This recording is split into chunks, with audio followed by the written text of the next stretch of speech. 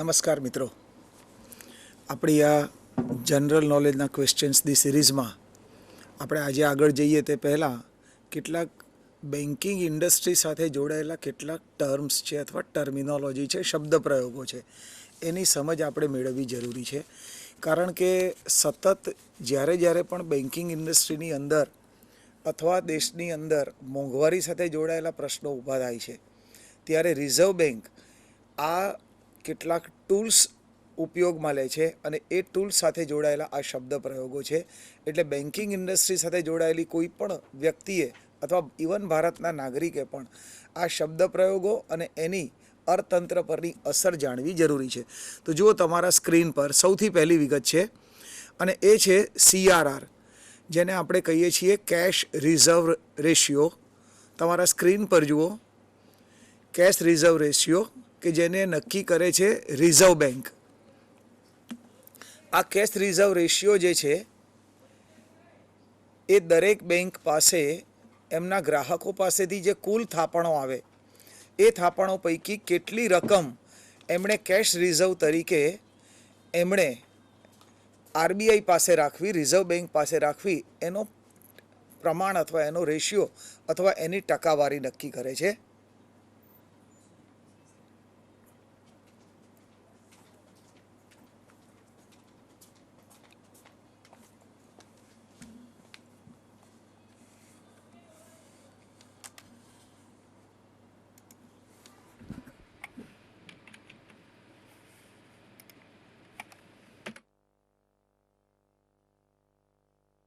જુઓ તમારા સ્ક્રીન પર, વોટ ઇઝ CRR?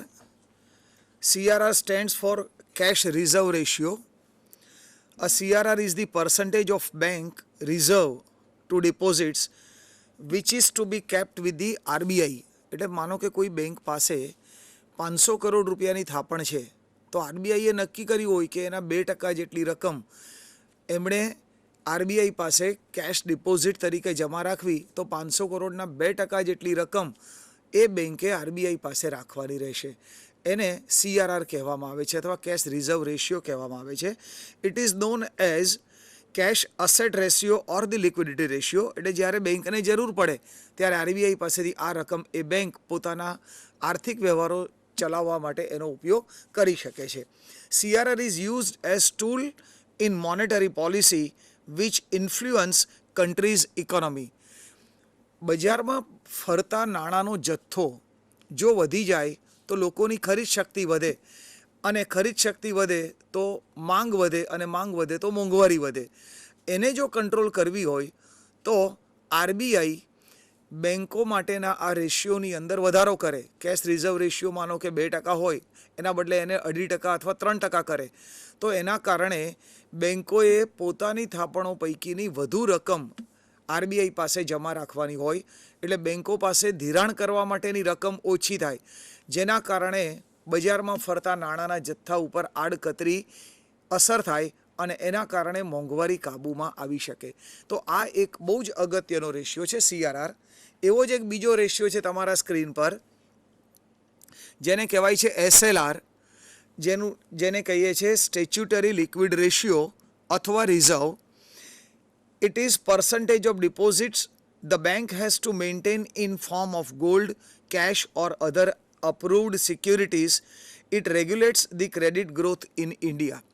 અહીંયા કહ્યું છે કે એક SLR અથવા સ્ટેચ્યુટરી લિક્વિડ રેશિયો નક્કી કરવામાં આવે અને બેંક પાસે જેટલી થાપણો હોય એના આટલા ટકા જેટલી રકમ થાય એ રકમનું બેંકે ગોલ્ડ અથવા કેશ અથવા RBI નક્કી કરે એવી સિક્યુરિટીઝ, મોટાભાગે ગવર્મેન્ટ સિક્યુરિટીઝની અંદર એમણે રોકાણ કરવાનું રહેશે કે જેના કારણે બજારમાં પ્રવર્તમાન અથવા જે ઉપલબ્ધ જે નાણાંનો જથ્થો છે એને કોઈને કોઈ રીતે મોનિટર કરી શકાય અથવા એને અંકુશમાં રાખી શકાય.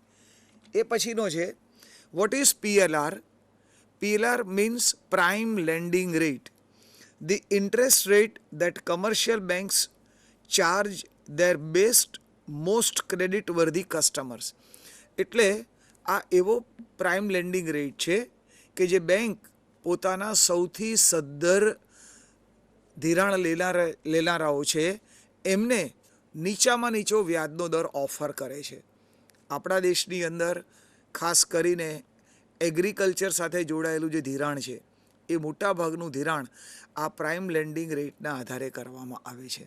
તો એને એટલે મોસ્ટ ક્રેડિટવર્ધી જે કસ્ટમર્સ હોય કે જેમની શાખ, જેમની નાણાં પરત કરવાની શક્તિ, જેમની નફાકારકતા, જેમની આર્થિક સ્થિતિ ખૂબ સદ્ધર હોય, એમને નીચામાં નીચા વ્યાજના દરે ધિરાણ ઓફર કરવામાં આવતું હોય તો એ જે વ્યાજનો દર નક્કી થાય એને પ્રાઇમ લેન્ડિંગ રેટ કહેવાય.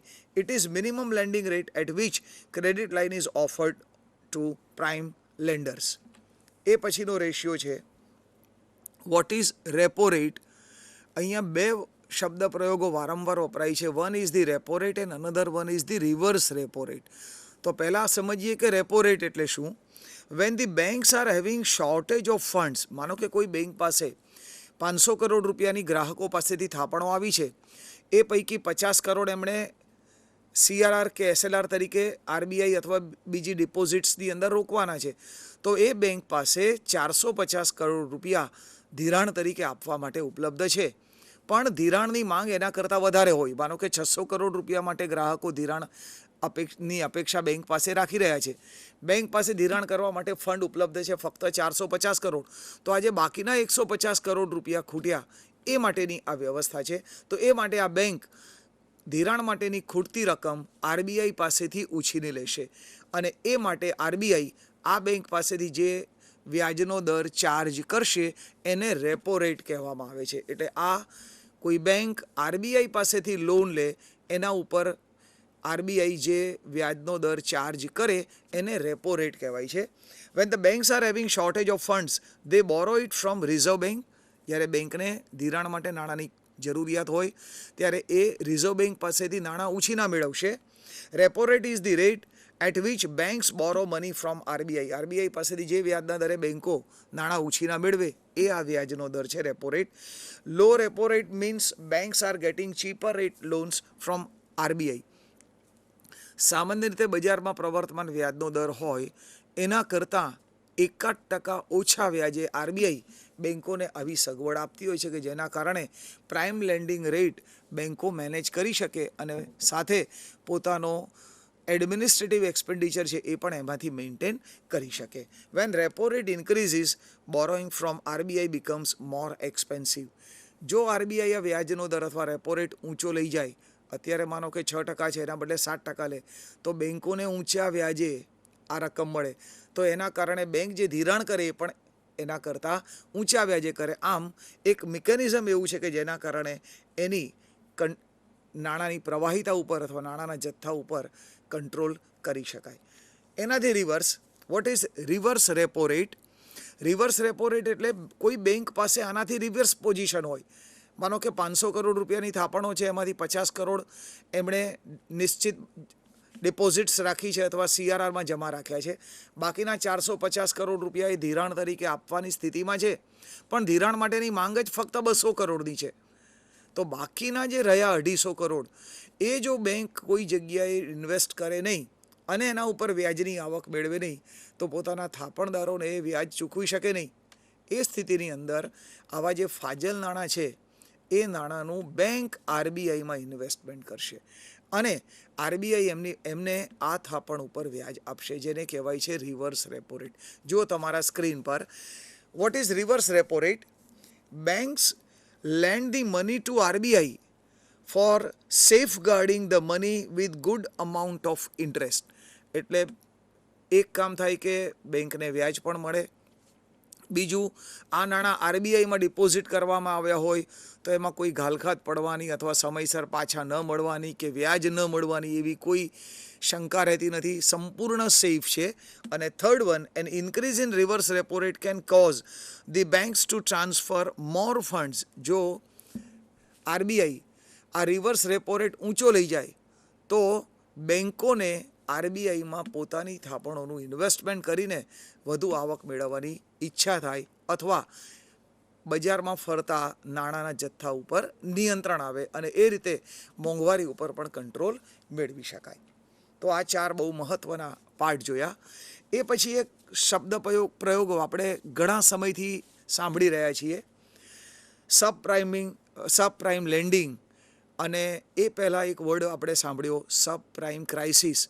અત્યારે જે વિશ્વની અંદર આર્થિક મંદી આપણે જોઈ રહ્યા છીએ, એ જે આર્થિક કટોકટી જે છે એની શરૂઆત સબ પ્રાઇમ લેન્ડિંગ સાથે જોડાયેલી છે, કે જે અમેરિકાની અંદર એની શરૂઆત થઈ અને માટે એ શબ્દ આવ્યો છે સબ પ્રાઇમ ક્રાઇસિસ. તો એ સબ પ્રાઇમ લેન્ડિંગ શું છે એ તમારા સ્ક્રીન પર છે. Sub prime lending is lending at a higher rate than the prime rate. એટલે સદ્ધર હોય એવા લેણદારોને નાણાં ઉછીના આપવામાં આવે તો એના પરનો વ્યાજનો દર નીચો હોય, પણ સંપૂર્ણ સદ્ધર હોય એવી શક્યતા ન પણ હોય. એવા લેણદારોને પણ જ્યારે નાણાં ઉછીના આપવામાં આવે તો એમની પાસેથી એના કરતાં પ્રાઇમ લેન્ડિંગ કરતાં ઊંચા વ્યાજના દર વસૂલ કરવામાં આવે. અહીંયા type of loan offered at rate above prime to individuals who do not qualify for prime lending rate loans, કે જે લોકો પ્રાઇમ લેન્ડિંગ રેટે નાણાં ઉછીના મેળવવા ક્વોલિફાય થતા નથી, એમને ઊંચા વ્યાજના દરે આ રીતે ધિરાણ કરવામાં આવે છે. એને કહેવાય sub prime lending rate. A subprime loan is offered at a rate higher than business loans due to the perceived increased risk. કોઈ ધંધાકીય એકમને નાણાં ઉછીના મેળવવા હોય તો એ ધંધાકીય એકમ પાસે પોતાની મિલકતો હોય જે ગીરવે મૂકીને બેંક પાસેથી નાણાં ઉછીના મેળવે, તો બેંકને આ ધિરાણ પર ગીરો મિલકતો મળી હોય તો બેંક પોતાના ધિરાણ અંગે સલામત ગણી શકાય. પણ કોઈ વ્યક્તિ હોય કે જેની પાસે ધિરાણ મેળવવા માટે કોઈ એવી મિલકત નથી એની પાસે કે જે ગીરવે મૂકીને ધિરાણ મેળવી શકે, તો એ નાણાં બેંક પાછા મેળવવા માટે સદ્ધર છે એવું કહી શકાય નહીં. તો ત્યાં ઘાલખાત પડવાની શક્યતા વધી જાય છે. તો બેંક આવા ધિરાણ મેળવનારાઓને ઊંચા વ્યાજના દરે ધિરાણ કરશે. ઘાલખાતની રકમને ધ્યાનમાં લઈને પોતાનો વ્યાજનો દર અથવા જોખમને ધ્યાનમાં લઈને પોતાનો વ્યાજનો દર ઊંચો લઈ જશે, જેને કહેવાય છે સબ પ્રાઇમ લેન્ડિંગ રેટ. એ પછી આપણે શરૂ કરીએ આપણા જનરલ નોલેજના ક્વેશ્ચન્સ પર. The first one, who tapped Forbes list of billionaires university in 2010? Who topped Forbes list of billionaire universities in 2010? Forbes જે મેગેઝિન છે એમણે બિલિયોનર યુનિવર્સિટીઝનું એક લિસ્ટ પ્રકાશિત કર્યું છે એકદમ નજીકના ભૂતકાળમાં 2010 માટેનું. એમાં કઈ યુનિવર્સિટી ટોપ રેન્ક પર આવી છે? નંબર 1 પર છે. ઓપ્શન્સ છે હાર્વર્ડ, સ્ટેનફોર્ડ, ન્યુયોર્ક કે આ ત્રણ પૈકીની કોઈ પણ એક નહીં. પણ એ પહેલાં આપણે સ્પષ્ટતા મેળવીએ, જાણકારી મેળવીએ કે આ જે બિલિયોનેર યુનિવર્સિટીઝનું લિસ્ટ ડિક્લેર કરવામાં આવે છે એ શેના આધારે નક્કી થાય છે? તો એમાં આ યુનિવર્સિટીના જે ભૂતપૂર્વ વિદ્યાર્થીઓ છે, જેને એલ્બનાઈ કહેવાય, આ ભૂતપૂર્વ વિદ્યાર્થીઓ પૈકી કેટલા વિદ્યાર્થીઓ $1 બિલિયન કરતાં વધુ સંપત્તિ ધરાવે છે, એ વિદ્યાર્થીઓની સંખ્યાના આધારે બિલિયોનેર યુનિવર્સિટીઝનું રેન્ક નક્કી થાય છે. આઈ રિપીટ, યુનિવર્સિટી પોતે બિલિયોનેર છે કે નહીં એના આધારે નહીં, પણ આ યુનિવર્સિટીના કેટલા ભૂતપૂર્વ વિદ્યાર્થીઓ $1 બિલિયન કે તેથી વધુ સંપત્તિના માલિક છે એના આધારે આ લિસ્ટ નક્કી થાય છે. Obviously Harvard is at number 1, અને 2010ની અંદર હાર્વર્ડના 62 એલ્મનાઈ સ્ટુડન્ટ્સ એટલે ભૂતપૂર્વ વિદ્યાર્થીઓ બિલિયોનેર્સ છે. 62, it's a record. Last time હાર્વર્ડના 52 સ્ટુડન્ટ્સ હતા. એક વર્ષ દરમિયાન 10 વિદ્યાર્થીઓ ફરી બિલિયોનેર્સ ક્લબમાં જોડાયા અને અત્યારે એ સંખ્યા છે 62. પણ એને ફોલો કરે છે સ્ટેનફર્ડ, જે સેકન્ડ નંબર પર છે, અને સ્ટેનફર્ડના 28 ભૂતપૂર્વ વિદ્યાર્થીઓ 28 એલ્મનાઈ એ બિલિયોનેર ક્લબની અંદર મેમ્બર્સ છે. So first one is the Harvard and the second one is the Stanford. Now the next question જે તમારા સ્ક્રીન પર છે. Maruti Suzuki India launched CNG models on August 13, 2010, પણ એ કેટલા મોડેલ રજૂ કર્યા?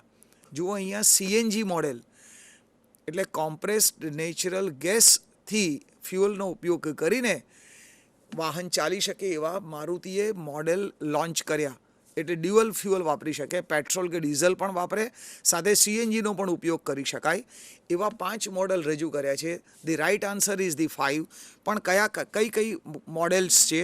One is the Alto, Estilo, WagonR, Eeco and sedan S4 અથવા SX4 તરીકે ઓળખાય છે. આ 5 મોડલ કંપનીએ ડ્યુઅલ ફ્યુઅલ વાપરી શકાય એવા મોડલ તરીકે રજૂ કર્યા છે.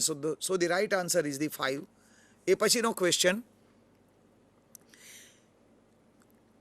ફિલ ઇન ધ બ્લેન્ક્સ માટેનો છે. આ ખાલી જગ્યા અને ખાલી જગ્યા and are the two banks that RBI approves merger. આરબીઆઈએ 2 બેંકોના મર્જરને, સંયોજનને હમણાં જ મંજૂરી આપી છે. આ 2 બેંકો કઈ છે? First one BOB, bank of Baroda with Punjab national bank. Second one bank of Rajasthan with ICICI bank. HDFC with the Axis or the former UTI bank, અથવા આ 3 પૈકીની કોઈ પણ નહીં. The right answer or the correct answer is the second one. Bank of Rajasthan was merged with ICICI with the permission of RBI. એટલે આરબીઆઈની permission સાથે bank of રાજસ્થાનનું આઈસીઆઈસીઆઈમાં મર્જર કરવામાં આવ્યું છે. એ પછીનો પ્રશ્ન ખાલી જગ્યા top FIFA rankings list released on Wednesday, August 11, 2010, who became the topper in FIFA rankings? કઈ ટીમ ફિફા રેન્કિંગમાં ટોપ પર છે? એન્ડ આ લિસ્ટ જે ડિક્લેર કરવામાં આવ્યું છે એ ઓગસ્ટ 11 ફિફા કપ પૂરો થયો ત્યાર પછીનું છે. આ ઓપ્શન્સ છે સ્પેન, નેધરલેન્ડ્સ, બ્રાઝિલ ઓર જર્મની. 4 સેમિફાઇનલિસ્ટ છે. પણ જો તમે ફિફા વર્લ્ડ કપ જોયો હોય તો આપને ખ્યાલ હશે કે સ્પેન નેધરલેન્ડ્સને હરાવીને ચેમ્પિયન બન્યું છે.